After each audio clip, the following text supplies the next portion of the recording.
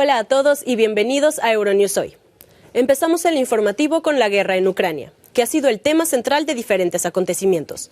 Hoy, en la tercera jornada del Foro Económico Mundial en Davos, la intervención por videoconferencia del presidente Volodymyr Zelensky es sin duda una de las más esperadas. En el Abierto de Australia se han prohibido las banderas de Rusia y Bielorrusia en los partidos, pero en terreno ucraniano, la guerra ha provocado importantes cambios en el gobierno del país.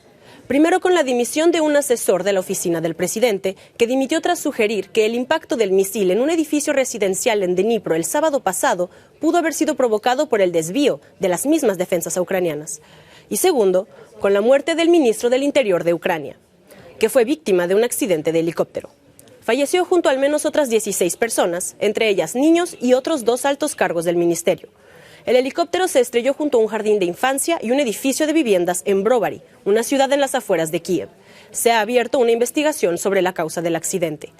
Y el día de hoy es un día de preparación de protestas en varios países.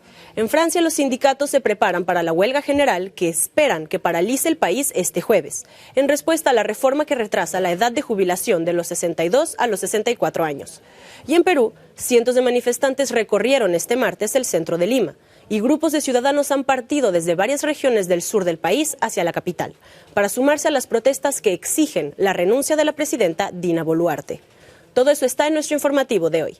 Vamos con los titulares. El ministro de Interior de Ucrania, Denis Monastyrsky, fallece junto a otras 17 personas en un accidente de helicóptero ocurrido en la región de Kiev. El ministro ruso de Exteriores, Sergei Lavrov, culpa a Occidente de la invasión de Ucrania ordenada por el Kremlin. El nuevo ministro de Defensa alemán, Boris Pistorius, tomará posesión del cargo el jueves en medio de críticas por su supuesta falta de experiencia. Varias ONG reanudan su actividad con personal sanitario femenino en Afganistán después de que el gobierno talibán les prohibiera trabajar el mes pasado. Argentina vive una sequía histórica que ha provocado pérdidas multimillonarias en el sector agrícola y decenas de incendios por todo el país. Un accidente de helicóptero se salda con la muerte del ministro de Interior de Ucrania. Denis Monastyrsky ha fallecido junto a al menos otras 16 personas, entre las que había 2 niños y otros 2 altos cargos del ministerio. Según ha informado la oficina del presidente ucraniano, el aparato se dirigía a un punto caliente de combates. La cifra de heridos por el momento asciende a 29, entre ellas 15 menores. La versión de las autoridades sostiene que el aparato se estrelló cerca de una guardería y un edificio de apartamentos. El suceso tuvo lugar en la ciudad ucraniana de Brovary, a unos 25 kilómetros de Kiev. Todavía se desconocen las causas que pudieron desencadenar la tragedia. La investigación está siendo llevada a cabo por el Servicio de Seguridad ucraniano. Monastyrsky es el cargo más importante que ha fallecido desde el inicio de la invasión rusa el pasado mes de febrero. Era el responsable de la policía y de otros servicios de emergencia. En el Foro Económico de Davos se han guardado 15 segundos de silencio en memoria de las víctimas. Un asesor de la oficina del presidente de Ucrania dimite tras sugerir que el impacto de un misil en un edificio residencial en Dnipro podría haber sido provocado debido a que las defensas ucranianas desviaron el proyectil. El portavoz del Kremlin ya ha hecho uso de estas afirmaciones, mientras que la Fuerza Aérea Ucraniana argumenta que no dispone de potencia de fuego capaz de derribar este tipo de misil. Además, este martes los servicios de emergencia han dado por terminadas las labores de búsqueda en el edificio de Dnipro. Según las autoridades, este suceso ha dejado 45 fallecidos, entre ellos 6 niños y 79 heridos. Veré el apartamento que ya no está, donde estaban mis hijos, mi nieto, que murieron en un momento. Maldito sea Putin y toda la escoria que es su séquito. En Moscú ha aparecido un monumento para honrar a las víctimas del impacto del misil en Dnipro. Este pequeño reconocimiento a las víctimas, compuesto por una foto del edificio destruido y un cartel con la fecha de la tragedia, surge bajo la estatua de una reconocida escritora ucraniana. Rusia ha negado haber atacado el edificio. Mientras tanto, los ministros de Economía de la Unión Europea se reúnen en Bruselas para analizar las consecuencias económicas de la guerra de Rusia contra Ucrania. En este consejo, los ministros también escucharán las prioridades de la presidencia sueca del Consejo de la UE este primer semestre de 2023. Y los eurodiputados debaten la creación de un tribunal especial encargado de procesar a Rusia por el crimen de agresión contra Ucrania. una medida que será votada este jueves.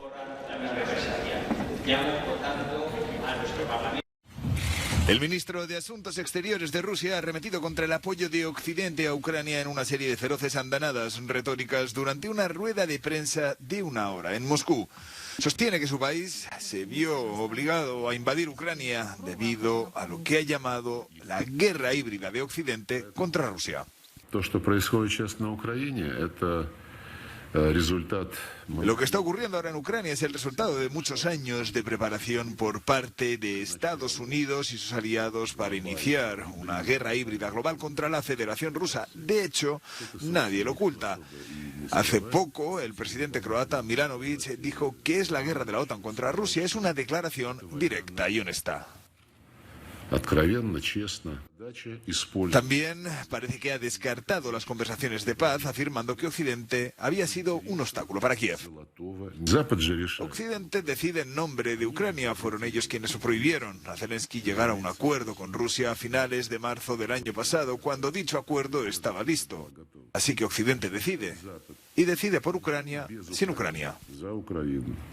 Vladimir Putin, que ha participado en un acto de conmemoración de la Segunda Guerra Mundial en San Petersburgo, lleva mucho tiempo culpando a Occidente de provocar la invasión de Ucrania, pero ahora que ha aumentado significativamente su ayuda militar a Kiev, la retórica del Kremlin es cada vez más dura. El Abierto de Australia prohíbe las banderas de Rusia y Bielorrusia en los partidos. Esta decisión surge tras un incidente en el partido entre la tenista rusa Kamila Rakimova y la tenista ucraniana Katerina Vainl. Durante el partido, un grupo de 4 asistentes colgó una bandera de Rusia en un seto, un acto que los aficionados ucranianos calificaron como una provocación. El embajador de Ucrania en Melbourne mostró su indignación a la Federación de Tenis, lo que desembocó en la prohibición de la bandera rusa y la bielorrusa. Como en el resto de torneos del circuito, los deportistas de estos países deben competir sin bandera, bajo un emblema neutral y de forma independiente. El futuro ministro de Defensa alemán, Boris Pistorius, jurará su cargo el jueves. El funcionario de 62 años sucede a Christine Lambrecht, que pidió su cese a principios de semana tras meses de críticas por varios sucesos desafortunados que han minado su imagen pública. Pistorius recibía así su nombramiento. Las Fuerzas Armadas pueden contar conmigo para ponerme a su frente siempre que sea necesario. Quiero hacer fuerte al Bundeswehr para los tiempos que vienen. Pistorius, que hizo el servicio militar del Bundeswehr, las Fuerzas Armadas alemanas, a principios de los años 80, es natural de Osnabrück, como el canciller Olaf Scholz.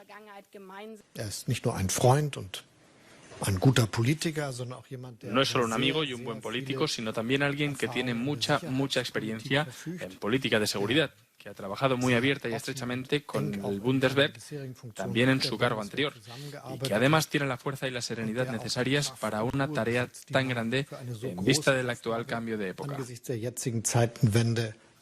Hasta ahora Pistorius ha sido ministro del Interior del Länder de Baja Sajonia. Las críticas a su inclusión en el gabinete federal han venido de la conservadora CDU-CSU. La Unión acusa al futuro ministro de Defensa de carecer de experiencia. Los sindicatos franceses se preparan para la huelga general que se espera tenga una asistencia multitudinaria y paralice el país este jueves. El martes cientos de personas recorrieron el centro de Marsella para mostrar su rechazo a la reforma del sistema de pensiones impulsada por el gobierno. Una reforma que retrasa la edad de jubilación de los 62 a los 64 años y elimina la mayoría de los regímenes especiales. La primera ministra francesa, Elisabeth Borne, aseguró ante la Asamblea Nacional que no queda otra alternativa que llevar a cabo la reforma. El número de trabajadores en comparación con el número de pensionistas está disminuyendo. En 2005 había 2 trabajadores por cada pensionista. Hoy hay 1,7 y mañana 1,5. Por tanto, debemos restablecer el equilibrio de nuestro sistema de pensiones. La izquierda se opone frontalmente a la iniciativa del gobierno. Este busca el apoyo de la derecha y recuerda que estaba en el programa electoral con el que fue elegido y reelegido presidente Emmanuel Macron. Un pequeño grupo de defensores de los derechos de las personas trans ha acusado al gobierno británico de transfobia. El motivo es que el Ejecutivo ha bloqueado la legislación aprobada en Escocia para facilitar que las personas se autoidentifiquen como transgénero sin necesidad de un diagnóstico médico. Londres afirma que la normativa podría afectar a las leyes de igualdad que se aplican en toda Gran Bretaña. Mienten cuando dicen que se trata de otra cosa que no sea transfobia. No hay nada en esa ley que anule o dañe la ley de igualdad tal y como está en el Reino Unido.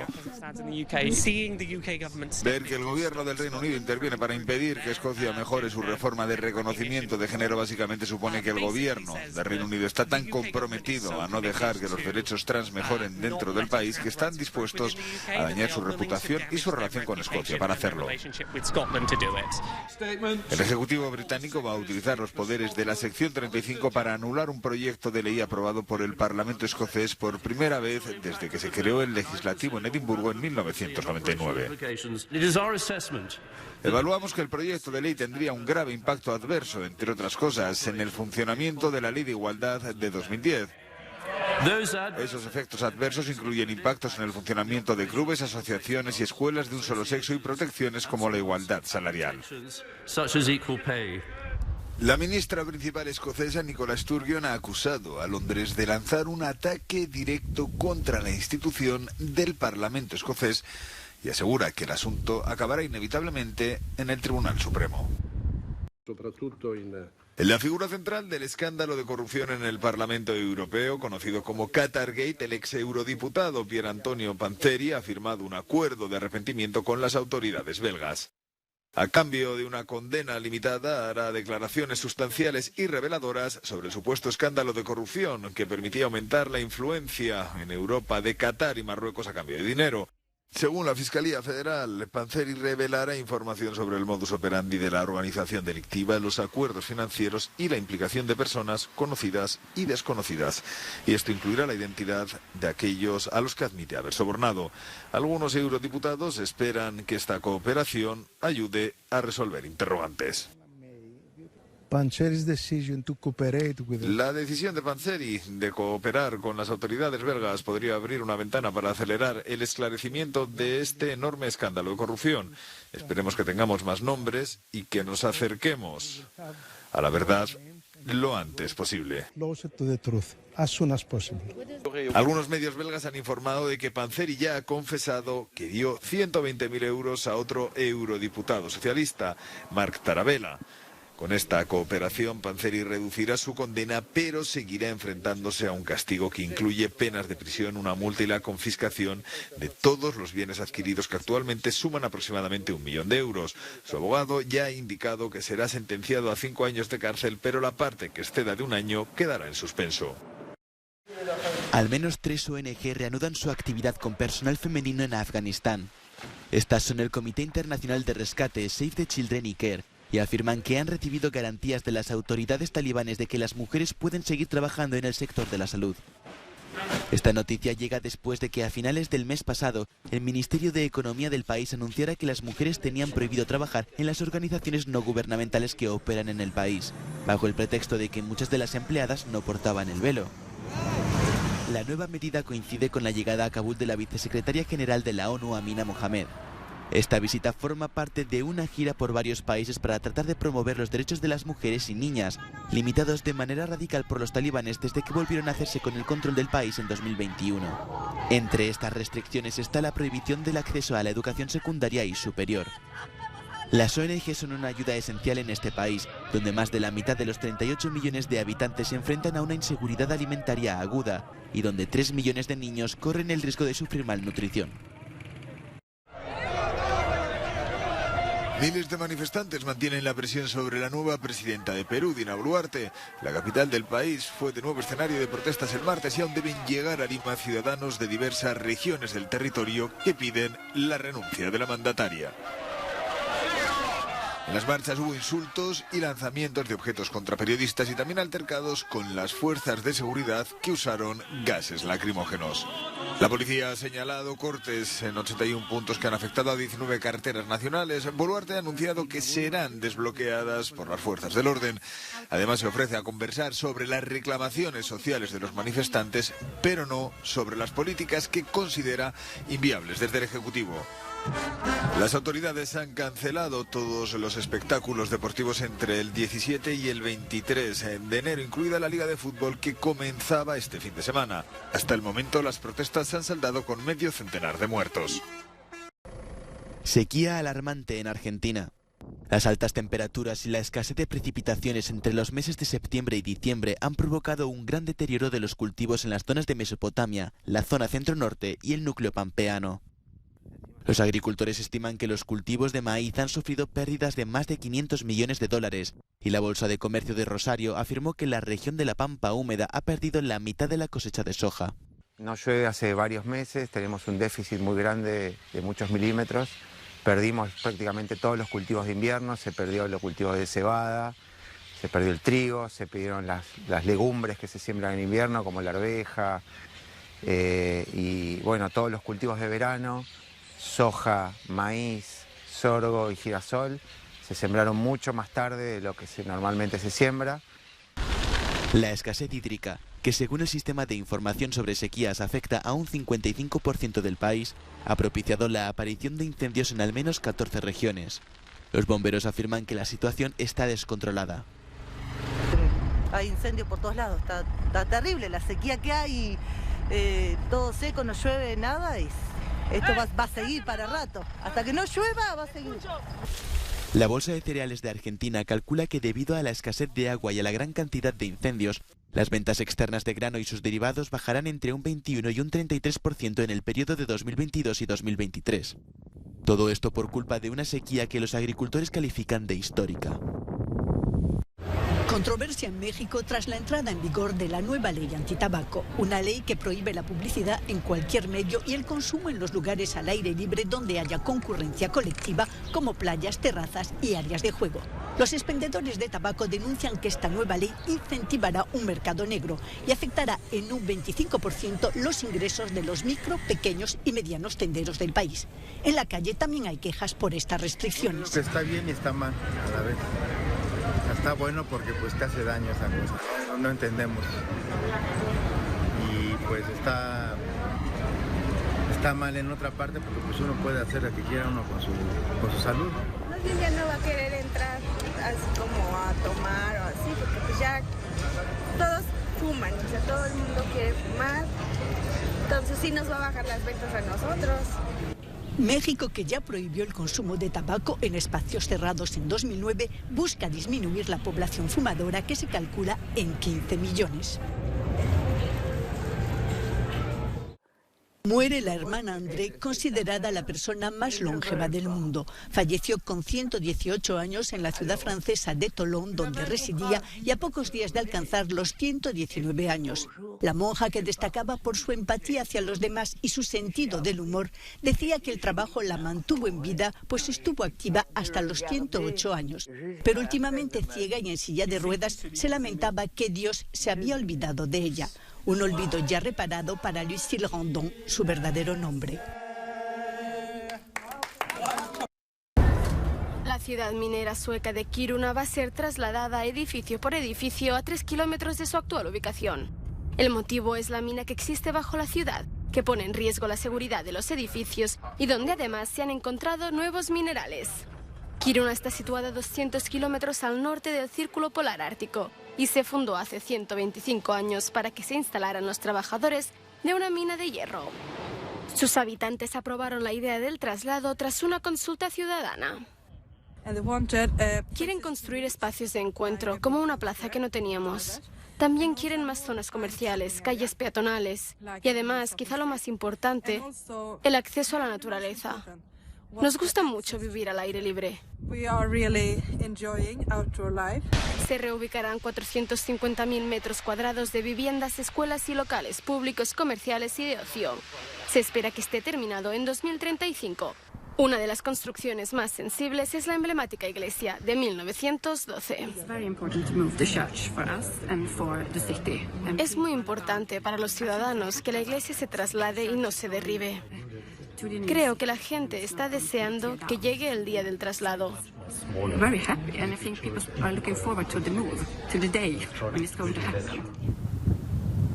En Kiruna viven 23.000 personas y está en un territorio que tiene el tamaño de Eslovenia. Está situada en un paraje natural protegido que atrae a muchos turistas, ya que incluye bosques de abedules, tundra alpina, 7 ríos y 6.000 lagos.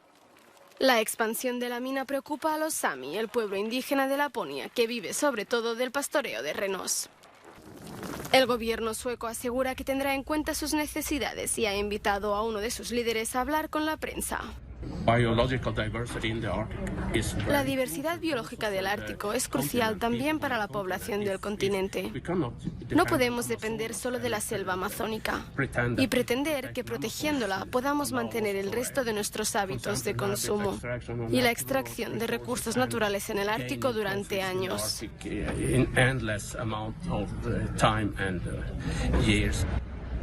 La empresa minera ha anunciado que pronto solo utilizará fuentes de energía limpias, participando así en la transición energética. Pero sigue habiendo dudas. El descubrimiento del mayor yacimiento europeo de tierras raras aquí, en Kiruna, plantea interrogantes sobre la expansión industrial del Ártico. Sería más sencillo no comprar tanto en China, ya que sufrimos las consecuencias tanto sociales como naturales.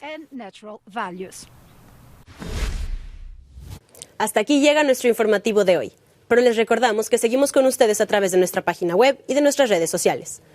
Los dejamos con el No Comen del Día en Madrid, donde perros y gatos fueron bendecidos en la festividad de San Antonio de Abad, patrón de los animales en España. Hasta mañana.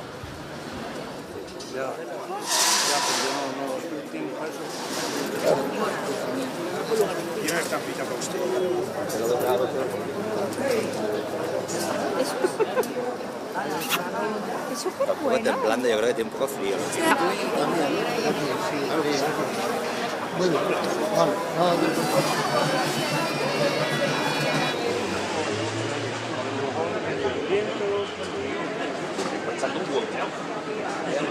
Vamos,